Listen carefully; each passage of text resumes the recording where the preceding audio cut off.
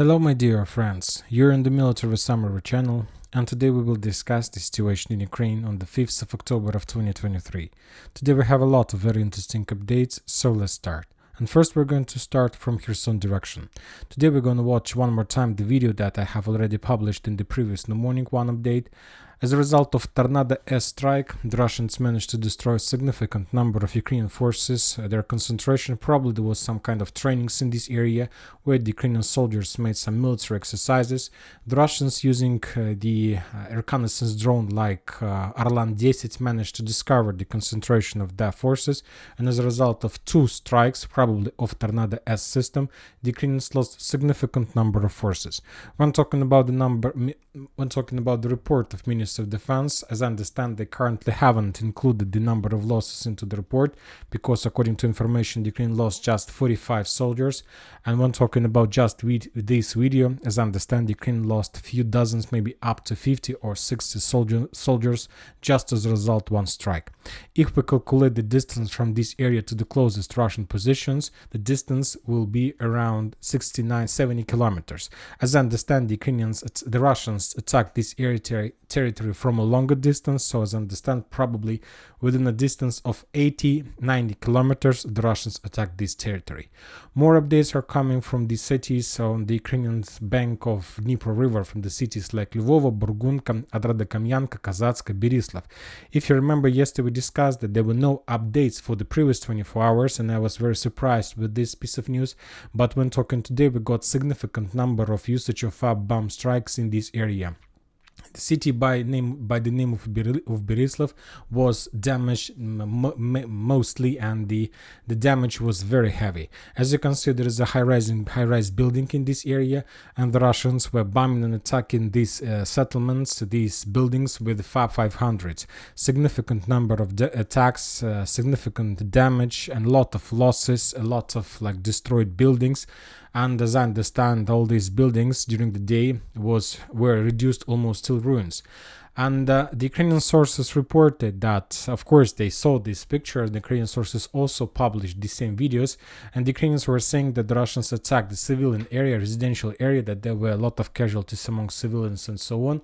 But I'll remind you, just almost a month ago, the Ukrainians, on the beginning of September, the Ukrainians announced the massive evacuation from the Ukrainian bank of Dnipro River, and as a result of evacuation, as I understand, almost the entire population from the Ukrainian bank of the river was evacuated. So this is another strike, and the Russian sources are saying that as a result of this final video strike, they managed to destroy the Ukrainian hospital or the Ukrainian concentration of forces. Significant damage, very difficult to understand what kind of weapon the Russians were using for this attack, but because of two explosions, you see that there were two bombs, the first one and the second, two bombs. So as I understand, that was also FAB-500. As a result of that strike, the entire building was almost reduced to ruins. One more time. At the beginning of September, the Ukrainians announced a massive evacuation from this bank of the river. Almost every single city, like this one, like all these with stars, were evacuated by the Ukrainian authorities. Also, the Russians continue bombing and attacking the Ukrainian positions in Adrada-Kamyanka and Kazatska. On this video, we don't see we can't see the same explosions, just regular bombings with the regular FAB-500s against the concentration of the Ukrainian forces and so on. We haven't received any numbers regarding the losses and so on, but I believe that the next days the Russians will include the numbers in their daily Ministry of Defense report, and I expect bigger numbers in comparison with today. For example, as one more time, today the Russians reported just about 45 soldiers from the Ukrainian side, lost soldiers from the Ukrainian side. Now we are moving further to Zaporozhye area, to Bradley Square. We haven't received almost nothing from this territory. As you can see, there are no changes in comparison with the previous video. The Ministry of Defense of Russian Federation reported that as a result of clashes in this area, bombings, attacks from the Russian side using the FAB-500, the Ukrainians lost 35 soldiers, 5 armored vehicles, and 7 artillery systems. Currently, there is a very powerful and heavy counter-artillery duels, and as I understand, the Ukrainians are losing this battle. During the previous day, the Ukrainians lost 2 Caesar systems, 1 M777 howitzer, 1 Howitzer Gvozdika, 2 D-30s and 1 Step B system. When talking about the ground, there were no changes during the previous day. Now we are moving to South Donetsk direction and we are going to start first with Vremivka tactical bridgehead. The Ukrainians published significant number of videos of their counter-artillery duels, and as a result of Ukrainian strike using all types of weapons they have, including FPV drones, including artillery systems, including HIMARS systems, the Ukrainians managed to destroy a significant number of Russian vehicles and so on. This video was published today, but according to the author of this video, all these events took place not today, not even yesterday, but somewhere in the end of September. So this is like a series of successful attacks from the Ukrainian side that weren't published before on the map. Now we can like watch them, and this is something like preparation of Ukrainian forces before the next waves of attacks, if these waves of attack are going to be to take place ever. Today there were and also updates, not just like a series of videos for previous days. There were some updates of the real Ukrainian strikes that took place today. For example, in this video we see how the Ukrainians managed to discover the Russian armored vehicle moving the Russian artillery system, and as a result of FPV drone strike, Russian artillery system was destroyed. So this is the situation from the Ukrainian side. The Russians continue bombing and attacking the Ukrainian forces, the concentration of Ukrainian forces in Rozhaina. And on this video we can see a very rare scene of usage of FAB 250. We used to see usually just FAB 500. Recently we've started seeing the usage of FAB 1500, and on this video we can see 5 bombs, FAB 250. As a result of that strike, the Russians managed to damage and to deal some damage to the Ukrainian forces in these 3 lines. We don't have the numbers, but this is just the video to geolocate the edge Ukrainian positions on the south of Rozhaina. When talking about the northern part of the city, the Russians continue bombing and attacking the concentration of forces with FAB 500. As we see currently, this type of weapon, FABs, bombs of different types like 250, 500 and 1500, is the most popular weapon of the Russian forces. They are very accurate, obviously. They can deal significant damage to the Ukrainians, and they have a lot of unit pieces of this type of weapon in their storage. The only thing they need is to add the guided equipment for this, and now they can use this massively. Now we are moving further to South Donetsk direction, to classical area.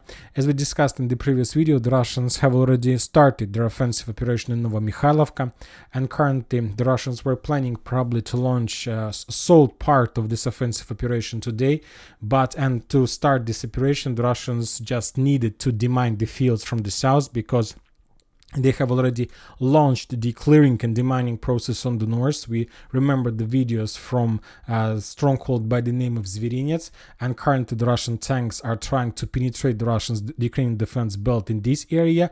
We expected some activity from the south, but somehow the Ukrainians managed to discover the Russian demining equipment like this one. This is demining equipment UR-77, and as a result of HIMARS strike, the Russians lost the only pieces of this demining equipment on the south, and probably the entire operation was broken by the Ukrainians,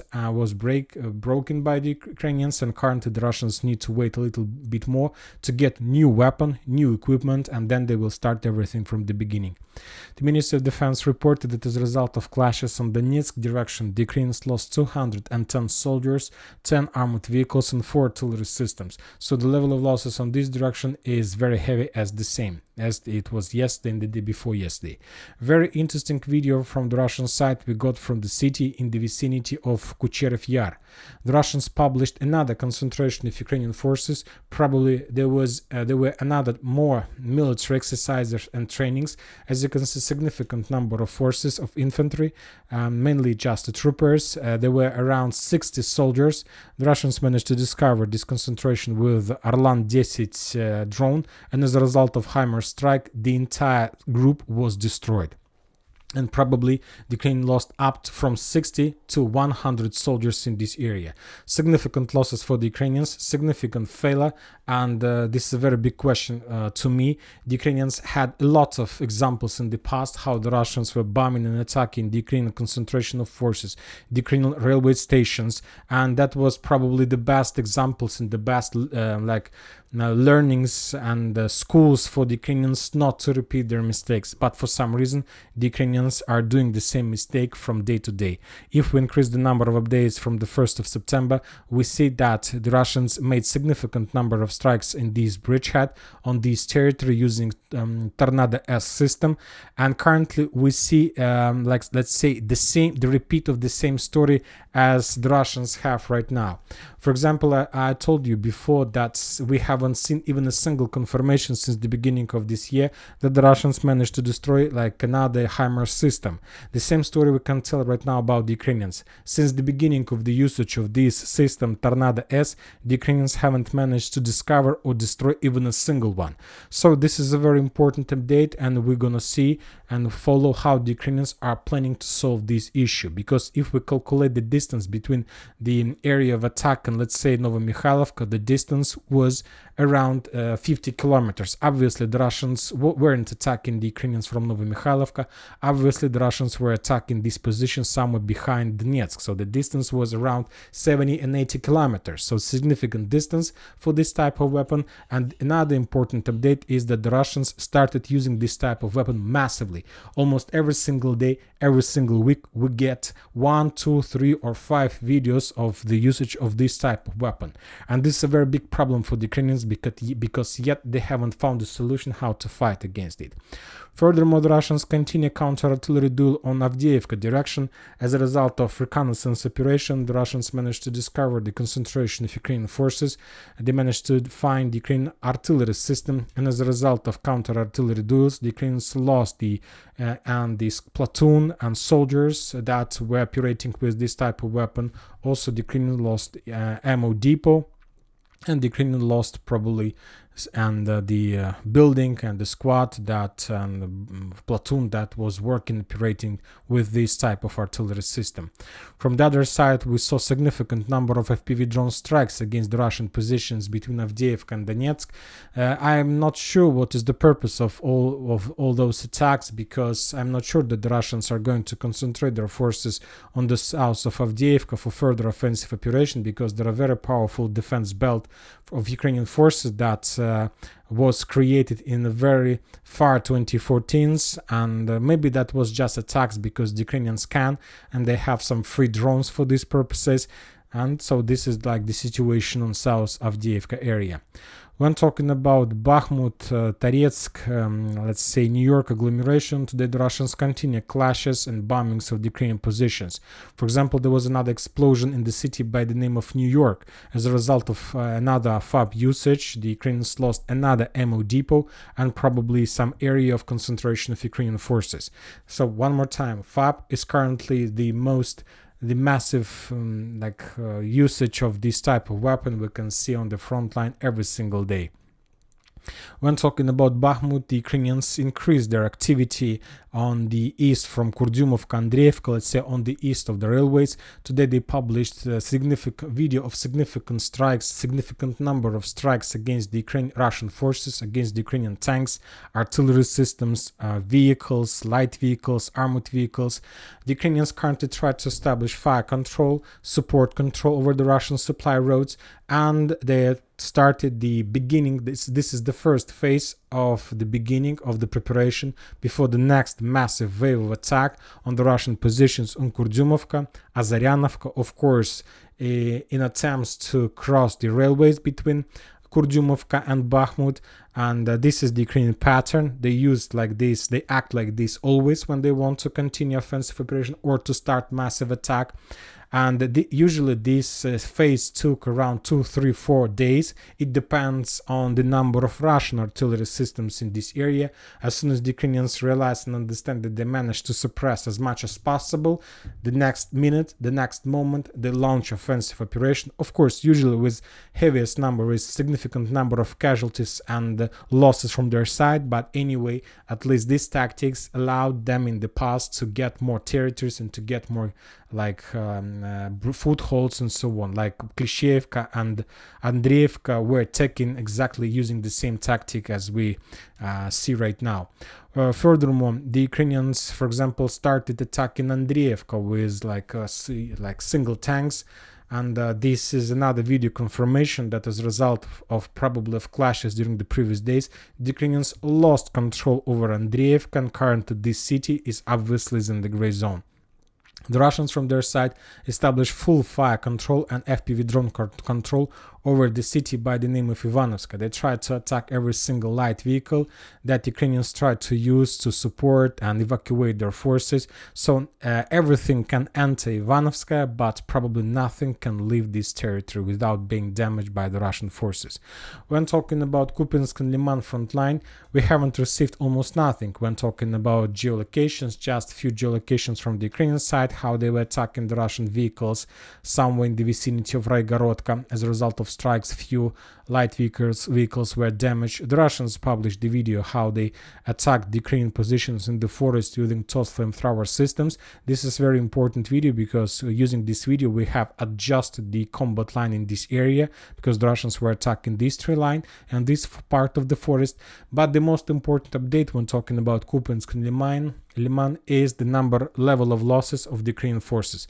The Ministry of Defense of Russian Federation, for example, reported that as a result of clashes, artillery duels, active defense and active things that they made all over the combat line, the Ukrainians lost 170 soldiers, 4 armored vehicles and 3 artillery systems. So the Ukrainians lost 170 soldiers just on Kupiansk front line. And to tell the truth, this is the heaviest losses of the Ukrainian forces since the beginning of creation of this front line, Kupiansk direction.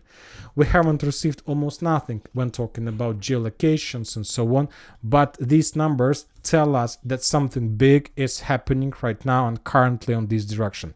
I expect and I believe that tomorrow we are going to receive more details and more updates about the Russian progress in this direction. 170 soldiers losses. This is the heaviest losses.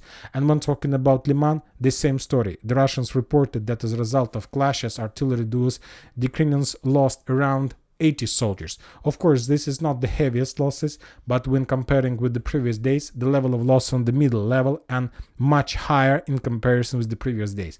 Because the previous days, the Ukrainians were losing, let's say, 50 soldiers, 60 soldiers, let's say 30 soldiers and so on, and 80 soldiers is a very big number for this front line when talking about these days. So we see that northern direction was activated by the Russians and currently something big is happening there. Furthermore, the Russians continue attacking and bombing the Ukrainian positions along the borderline. And for example, on Kazachye Lagery, the Russians published the video how they managed to discover the headquarters of 113th Territory Defense Brigade in this area. And as a result of artillery strike or as a result of missile strike, that building was destroyed, probably with the commanders and officers of this brigade. I don't think that the Russians are planning to attack in direction of Kazachye Lagery, Lopen, but anyway, this is a very good result for the Russian artillery forces and just for Russian forces on this direction. Furthermore, as you know, today Vladimir Putin had a meeting, had an event in Valdai. He made this Valdai club. He take part in this Valdai club every single year, and he always when he is there, he gives a lot of very interesting insights, a lot of very interesting things.